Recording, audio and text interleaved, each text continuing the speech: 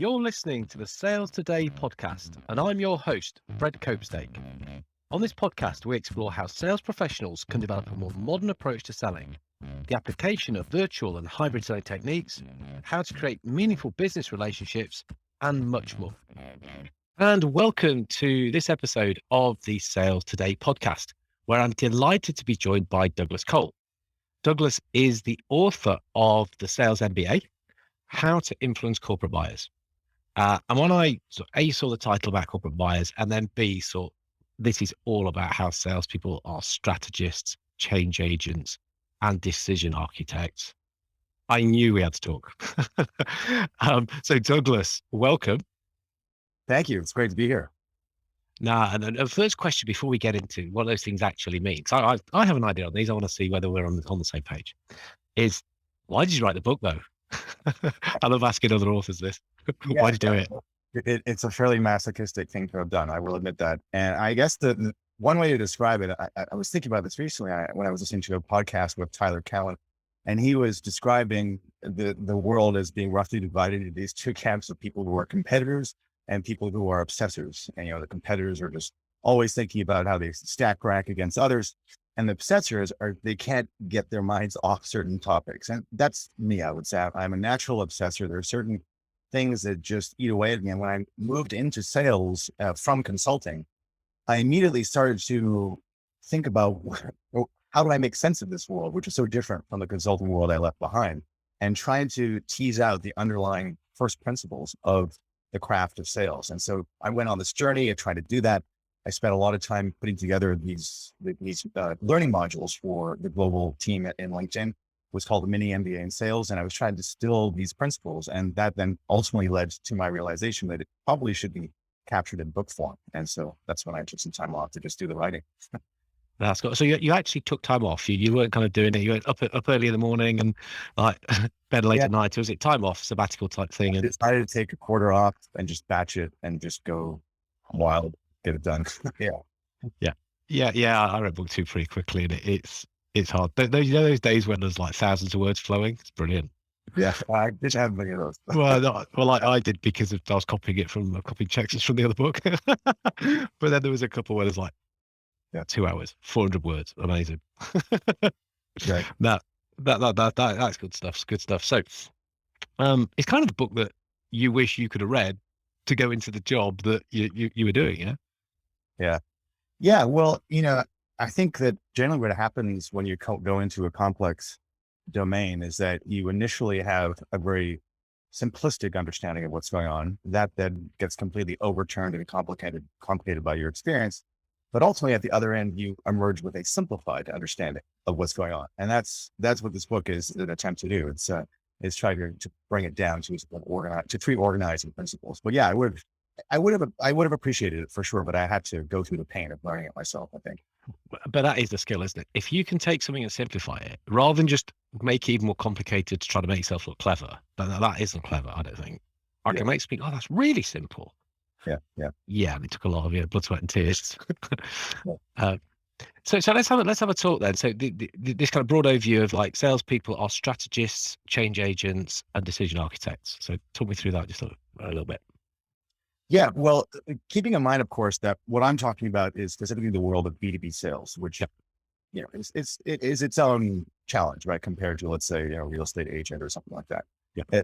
When you're trying to influence corporate buyers, that assumes you have a fairly unique set of challenges. So my observation was that in a B2B sales conversation, those who do this stuff well, and I've spent a lot of time just observing top performers and speaking to them, and the people who do this stuff really well, essentially what's going on is they have these overlapping filters through which they're viewing their conversations with corporate buyers. And so they're viewing the situation through the lens of external dynamics. How does that company compete in the marketplace against its competitors? They're viewing it through the lens of organizational dynamics. What are the themes that are dominant within that organization? Who are the top influencers? And they're also looking at through the lens of interpersonal dynamics, the specific nuances, psychologically speaking, of that individual and how you can connect to them. So what I'm proposing in the book then is a framework or a mindset to think about each of these realms. So the strategist, becoming a strategist, is all about what you basically need to know in order to make sense of the external dynamics and be useful to a client from that point of view. The second piece around organizational dynamics, that's where I talk about being a change agent and understanding how you work within the variables, with those organizational variables in order to drive change. And then the third dimension, which is interpersonal dynamics, how do you become a decision architect? How do you work with some of these ground truths looking at psychology in order to be more influential? So that's the reason for for each of the frames that I'm using for those areas. If you could see the notes I'm making here, I've drawn a Venn diagram. And Love a good Venn diagram, overlapping those things, because you could be really good at one of those things, maybe even yeah, two. But if you've not got the balance of the three, is what I'm saying, then okay, you're not going to be so successful. So with strategists, then you talk about what you need to know to be useful, which I love. I love that the way you're expressing that. What do we need to know to be useful? well, what I'm suggesting is that in the field of strategy, which is a very complex field, there's a lot of books that have been written about this. I spent a lot of time going through many of these books, and there are a whole bunch of competing frameworks for thinking about strategy. Strategy is one of these terms, which I think most of us agree have become sort of meaningless, and people will just attach the term strategy to an otherwise ordinary business initiative, and they think that it gives it more importance just by having a strategy label attached, right? Or a tactic, even worse. That's even more annoying. It's just one of these meaningless labels, Yeah. and so I really wanted to try to recover the utility of this term and define a little bit more precisely what it means. And essentially, what I'm arguing, and this book is in so many respects an attempt to distill a whole bunch of complex domains, but essentially, what I'm arguing with regard to strategy is that there are really two questions that matter when you're assessing a company's strategy. You want to understand where do they compete and how do they win. Those are the two most important questions to have answered as a sales professional or as an influencer. Because if you understand where they compete, what that means, it implies that you understand the choices that they have made.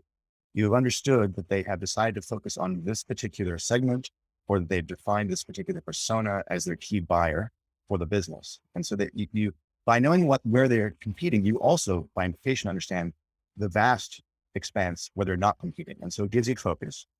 And then the second question of how do they win forces you to understand how this company compares to to the alternatives in the market.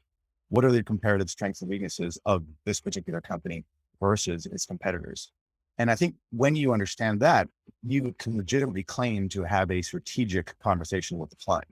Because if you understand those things, then you're finally able to say, well, I think I have an idea as to how to position you more effectively in the market and how to give you an even stronger competitive advantage. If you can actually make that claim, then you are legitimately having a strategic conversation with a client, and you have become, a strategist as I'm defining it. No, I love it.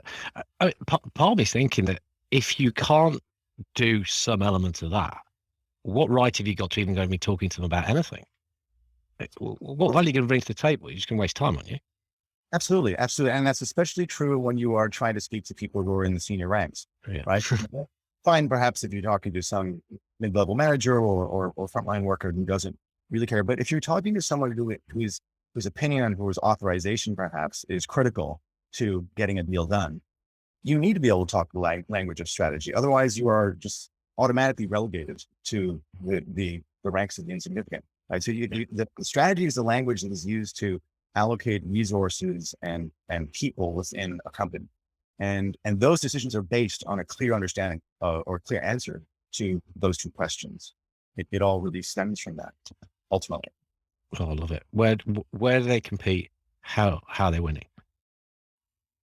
Okay, so we're having conversations around that. Salespeople, we're challenging the status quo. Again, a bit of an assumption there, but we are sort of talking to them about doing things differently or doing different things, which is where I'm thinking that the change agent thing comes in. Right. Or am I wrong? No, tell me about the change agent. Yeah, no, that is where the change agent idea comes in, because the reality is for any sales conversation, you are effectively trying to get someone to move toward a better future. And you are therefore up against a very natural resistance to that suggestion. that section talks about a couple of human biases, which govern pretty much every sales conversation. One of those is the present bias. We just have a natural bias in favor of the present. We discount future benefits, future costs, and we have a general tendency to focus on present. And clients will, in that vein, typically say things along the lines of, well, we already have that, or we don't need that, or whatever, right? So we're battling against that. And the other thing that we're battling against is our own temptation to see the person who's blocking our proposal as being the primary source of resistance, which is also a bit of an illusion. The change agent needs to understand that change is not really a people problem, it's a situation problem. And when you actually step into the role of a change agent, what you do is you bring a much more holistic understanding of the variables that influence or impact the way the change happens in an organization. And so what I talk about in that section is how to use a best-in-class, what I would consider to be a best-in-class framework that I've cobbled together from a couple of sources, and use that framework to think very systematically about the components of change. Broadly speaking, there are three pillars that define that support any change journey. There's a personal, social, and a structural dimension. And so I go into that and I talk about how we can think about those in more detail. Oh, love it. That's one of the best things, isn't it? When you're doing your own thing, to make your own sense of it, is you can go and you can pull the little bits about, well, I kind of like that. What Cotter, I'm guessing, you probably had a little look at, and I kind of like the sort of Elizabeth, what's her name? Change curve. Oh yeah, I know who you're talking about. The curve and go through, it's like the grief curve, isn't it? Yeah. I'm sorry, Elizabeth. We'll put it in the notes. Yes. But yeah, you can put like that bit, but I'm going to cobble them together into my way, and that's what makes sense, so that I could use that and I can share it with my people. It's cool. Yeah, I mean, the whole change agent.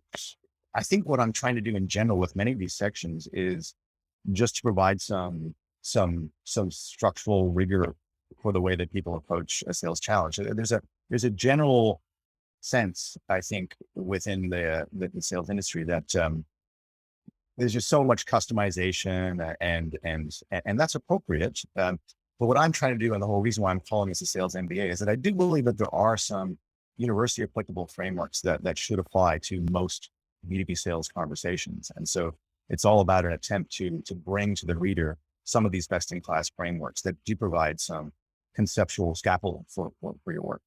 Yeah, no, I love it. And I can hear you very deliberate using framework. It's not a process, not a methodology. Yeah. Checklist. Yeah. It's a framework. It's things to hang your thinking on to some, exactly. Elizabeth Kubler-Ross. Oh gosh, yeah, that's embarrassing. How many books are in between us? Okay, so that's cool. So we've got the strategist, the change agent. Now this decision architect. I love this expression. I can hear me using this in the future, so make sure that I use it correctly. Talk me through it. Yes. Well, this was the section that was probably the most fun for me to write, and I sense that you share some of its excitement. I think anyone who's interested in sales, you're obviously interested in sales, you have a natural affinity for psychology and the study of psychology. Right? And so that's why this particular section is particularly gratifying to write. And essentially the starting point for this section is that what I'm trying to do is I'm trying to bring in the core principles of behavioral economics into the realm of sales. And the study of behavioral economics, as I'm sure you know, it emerged because there was a general recognition that traditional economics was based on the assumption that human beings are rational agents and that we make these rational decisions. Behavioral economics, Daniel Kahneman and Richard Thaler, and the godfathers of behavioral economics as a school of thought, they all pushed back against that. And they said, no, that's clearly not true. And we can provide all kinds of evidence now to demonstrate that it's not true. And they said, instead, the way that human beings make decisions is governed by these three boundaries on our cognition. They talked about boundaries of attention. They talked about boundaries of rationality and boundaries of self-interest. And so what I do is I try to explain that these three boundaries are really important to understand as a sales professional, because if you think about it, what you're trying to do in sales is you're walking through each of those gates. The first thing you need to do is you need to get someone's attention. You're working within those boundaries of attention. The second thing you need to do is you need someone to make a judgment about your product, service, value proposition. So you're working within bounds of rationality in terms of how they assess you and your firm's offering. And then the third thing you need to do is you need them to take action, ideally, hopefully to get to a contract. And for that, you are working within boundaries of self-interest, which generally define people's decision to act. So what I do in the book is I first of all talk about how that is such an important framework for contextualizing any sales conversation. And then I provide 2 practical tips or principles and practices within each of these realms based on behavioral economics literature. I love it. So, you can't give the whole game away on this. I'm not expecting to do that, but so talk about attention then. Mm. You know, going into this sort of behavioral economics, behavioral psychology, what can people do to capture that attention? Yeah, well, one of the things that one of the 2 principles that I talk about in that section is I actually do a callback to another famous author within this general space. His work preceded behavioral economics as such, and that's Robert Cialdini. And he wrote a book back in the 1980s called Influence, which I'm sure you know. Most people, if you don't know it, should, and you should certainly read it if you work in sales or influence. And so he outlines a number of principles. He recently updated the book. He used to have 6 principles. Now he has 7. But I think that the important thing to understand is that the reason why behavioral economics in general, the bounds of attention, since we're talking about that, are so important in our current age, is that the demand for our attention has never been more frantic, more fierce.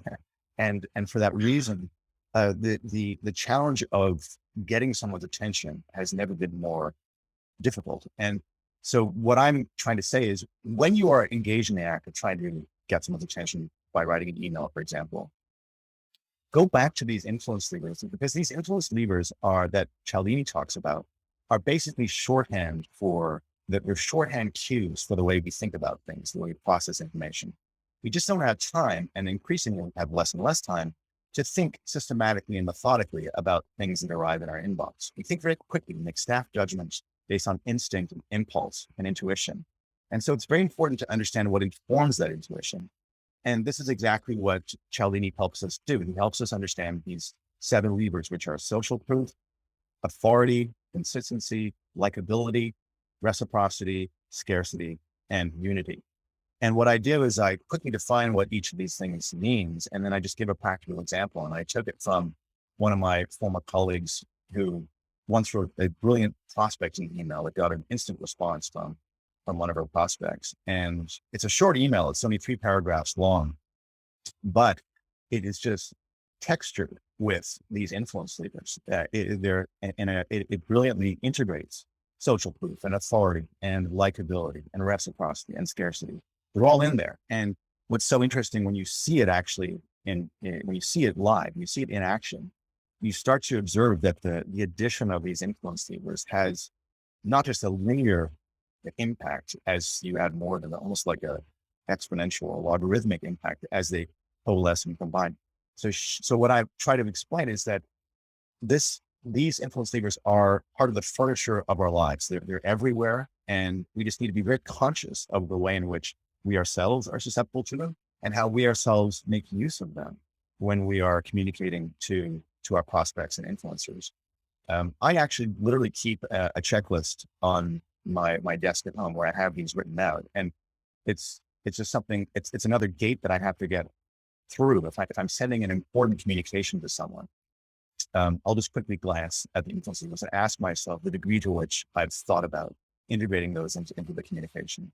So that's an example of how these ground truths are common sense in some ways, but not common practice. And when they do become common practice and when they become very intentional practice, the impact can be quite dramatic, as I'll try to show with that one example. No, that is very cool. But actually, there's something else very cool that you said there. You have a checklist on the side of your desk. Those things are written out. Yeah. You're using these things every day. You've written a book that has got these things in them. Yet you have a checklist that you look at to remind yourself, am I doing this stuff properly? Yeah. That is very interesting. What I hear more and more of the people at the top of the game, so I was talking to Ryan Reiser about cold calling, and does he does he have a script? He goes, of course do. Yeah, always. It's everything in front of me, every single time. Mm. So you make hundreds, thousands of calls. He goes, yeah, using a script. Why don't I have something there to make sure I'm doing the thing that works every time? Hmm. So I just thought that's another interesting thing out of the conversation that I just wanted to pull out for people who might be listening, that, just because you read the book once, we kind of got it. No, you used it daily. Yeah. You need to reinforce it. Yeah. Particularly with some of these more subtler concepts, you definitely need to consciously reinforce them. Yeah. No, I like that a lot. Yeah, we could talk for hours just about Cialdini, couldn't we? Be careful not to go down that. Your friend that you mentioned, this fellow who has a script. Now, is he actually following a script verbatim, or does he have an outline that he's working within? He actually follows the script. He follows the script, so it's an actual which he writes so carefully. He scripts his own mistakes. Mm. So Winston Churchill wandering the corridors of Westminster talking to himself. What are you doing? So I'm practicing my ad libs. Yeah, that I think constantly refining it and working out how it works so well. Interesting. Yeah. Well, constantly refining. So it's not a static script. It's one that's being iterated. Yep. Constant A/B testing. Okay. Yeah. Yeah. That is definitely a mark for top performer. Yeah. I was quite surprised because I thought he would have a structure, but no, script ready. Very, very clear about it. So I was like, okay, cool. If you're doing it, then there's probably something to be learned from it. No, cool. Right. So that was us talking about. So we've gone through the three key elements. That being the decision architect. There's a phrase that you use, and I want to just pick up on this one in particular. There's lots of phrases that you use. I think, well, that's an interesting one, but this one, plausible objectivity. Yeah. I need to ask about that. I want to explore this one a bit more depth. Yeah. So that relates to, I would say, one of the animating energies behind why I wrote this book. To go back to your earlier question of why I wrote this thing, and I think what I realized is that there's a comment that I heard many years ago from Stephen Covey, the author of The 7 Habits, and he said something along the lines of, if you're looking for incremental improvement, focus on behavior. And if you're looking for quantum improvement, focus on the paradigm, the mental paradigm. And that really came back to me repeatedly as I started to observe how people were progressing in sales from being average performers to top performers. Because what I noticed was there was a predictable mindset progression in their careers. And so initially when they started out as sellers, their general preoccupation was just simply being likable. They were obviously uncomfortable about the fact that they were trying to sell something to a very busy stranger who may or may not actually need the product or service. And so they covered up that discomfort by just being as charming and likable as they could. Then as they got better, they graduated to a level that I would call mutuality, where they were thinking much more about win-win outcomes and how do I design an end state here from which both of us would benefit. And so that became their general preoccupation. But then ultimately, the ones who became top of the game, the ones who really stood out as top performers, were the ones who achieved what I would call plausible objectivity. I say plausible objectivity because, of course, no one can deny that a salesperson has a commercial agenda. You are trying to get paid, and that's in some sense why you are having this conversation. But nonetheless, the people who do this stuff really well, they are plausibly objective. They are actually seen as a trusted advisor. They've arrived at the level where, even though they have some self-interested motivation, they're trusted. They're part of the inner sanctum at the buyer circle. So I think that's what ultimately led to my exploration of what are these mindset components. What is it that contributes to that plausible objectivity such that you are seen as a trusted advisor? And because of the recognition, again, based on Covey's observation, I realized that the mental paradigm, how you see yourself, has a huge impact on the way you show up to a client. And so that's why, in some sense, that the whole book is based on that concept. Yeah, I like that. And I like what you said there with that you are seen as a trusted advisor. Mm-hmm. I've got many bugbears and many little things that get on my nerves. And it's when someone says, I'm a trusted advisor. Mm-hmm. It's like, well, no, you can't say that. It's the customer who gets to bestow that honor on you because they feel as though you are.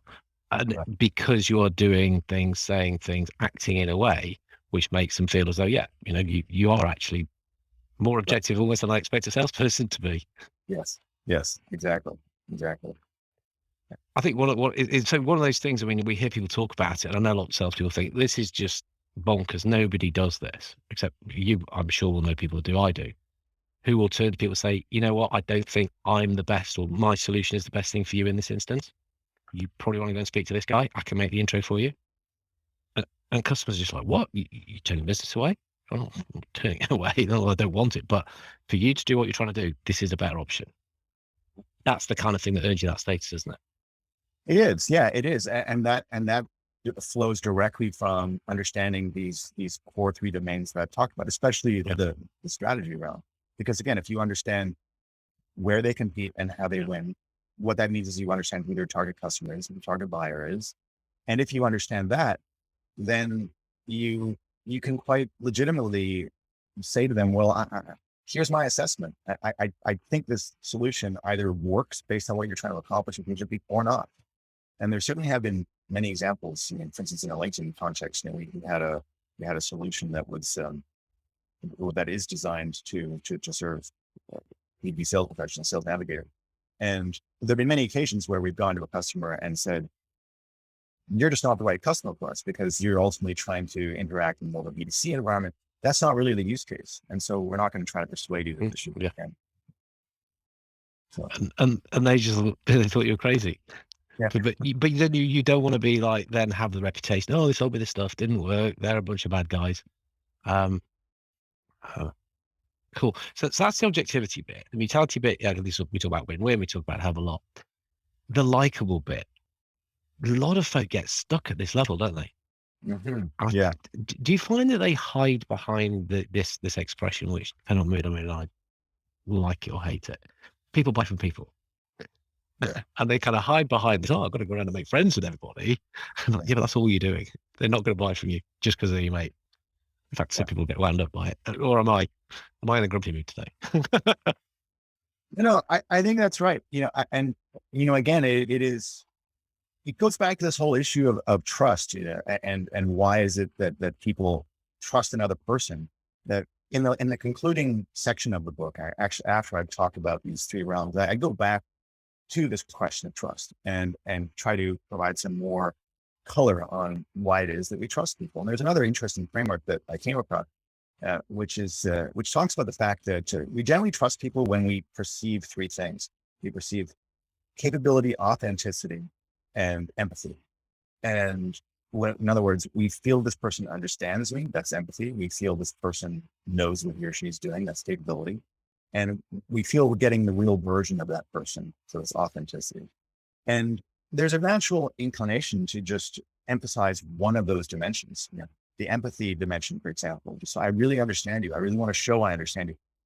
And it does accomplish something, but it doesn't go all the way. And unless you actually can demonstrate all three things, that you are speaking the truth as an authentic individual, you are understanding your client, and you are capable. You actually know your stuff.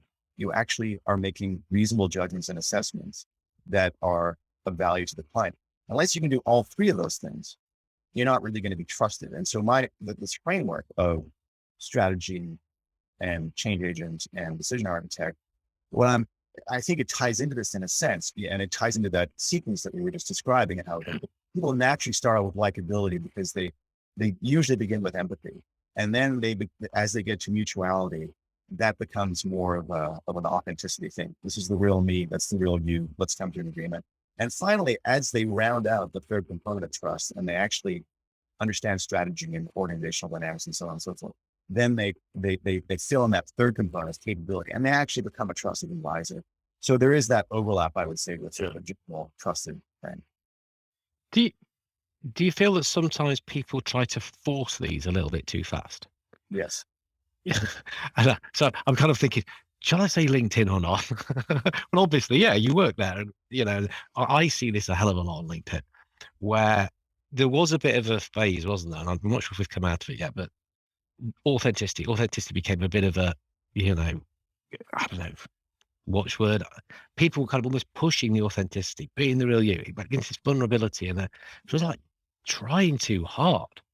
And I don't know if that pushed some people away, whether it did them good. For me personally, I thought people were trying too hard on this. I don't know what your view on this, or whether I should even ask the question. No, it's not going to be a case of me sharing some embarrassing vulnerability. Don't worry. Yeah, no, I completely agree. I think that what makes trust so complicated is that it is very nuanced in the sense that it does require this proportional emphasis on those three dimensions of capability, authenticity, and um, uh, capability, authenticity, and empathy. And I think that it is easy to overplay one of those things. I mean, you can even overplay the capability component. That, there are many sales situations where I've done this myself in the past. Maybe this is a vulnerability story. I've gone to a client and I said, look at my spreadsheet analysis, and surely this is sufficient to convince you that you should be doing something different. And they just sort of throw you out of the room because that is not sufficient. You need to have some other component on the level of authenticity and empathy. Right? Capability alone is not persuasive. So it really is a very delicate balance, and it's pretty easy to foreground one of these components too quickly. Whether it's vulnerability or for me, there's too many posts at the time of everyone just like bearing on. People can use the platform as they see fit. I'm sure that's the right. pilot. So, keeping on the sort of digital platform theme, if you like. Let's talk digital a little bit, because I mean this is a bang up to date sales book. Launched at the time of recording last week. Great. Yeah. So just thinking about, digital is key now for us as salespeople. Are there any particular things that were thinking about as you're writing, and actually this is different, or this is very relevant to now, to this digital era, this phase that we're moving into, and I ain't gonna be moving out of, by the way. People are still trying to fight it. Yeah. I think there are two ways to approach that question. There are definitely some things that are different, and then there are many things that are still the same. And so, for instance, with regard to what's different, the digital nature of our environment, and one of the most important ramifications of that is that it is accelerating the profusion of specialized realms of knowledge, and therefore complicating corporate structures, which have an impact on sales. Because what it means is that it's increasing the size and the scope of the buying committee. And so it's making the job of a B2B seller that much harder, as you need to satisfy a wider range of stakeholders. It's making selling much harder in that sense, right? So that's one ramification, I would say, of the changes. Because change is happening so quickly as well, you as an incumbent don't have the advantage as an incumbent. There are so many emerging competitive products and services that are coming up every day and every year that you have to constantly defend your position and keep persuading the buyer that you are adding value to that organization. If you don't, then they'll just repurpose the budget to someone else, to some other new arrival, new entrant. So those are, I would say, two clear ramifications of technology and how these developments are making selling that much harder. Yeah. I would say that one thing that stays the same, though, is that, and this is actually one of the reasons why I wrote a book about what I'm calling first principles of sales, is that these principles, they still apply regardless of the conditions I just described. In fact, they're more relevant. So I'll give you an example of this. There was a report that just came out about a month ago. LinkedIn produces this annual report on the state of sales. And in their 2022 report, they provide some interesting data. It's very large sample size, something like 7,500 sellers. And they looked at the top performers, those who are earning or attaining 150% of quota or higher. And these are cream of the crop. And what they realized was that those who are at that level are doing three things differently: preparation, personalization, and prioritization. So they are preparing way more. They spend a lot more time looking at a variety of digital information sources to sort of understand the company and the industry and the buyer. personalization. They're twice as likely to be personalizing their messages and not to be sending sort of full, lazy, formulaic messages.